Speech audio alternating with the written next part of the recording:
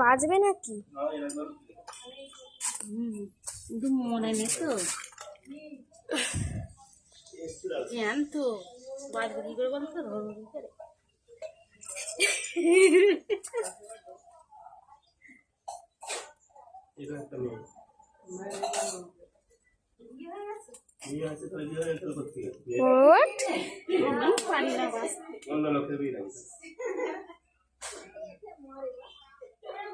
কে বন্ধুরা কই মাছ বাঁচতে পারো আমাকে একটু কমেন্ট করবে। আমি কই মাছ বাঁচতে পারি না, ভয় লাগছে।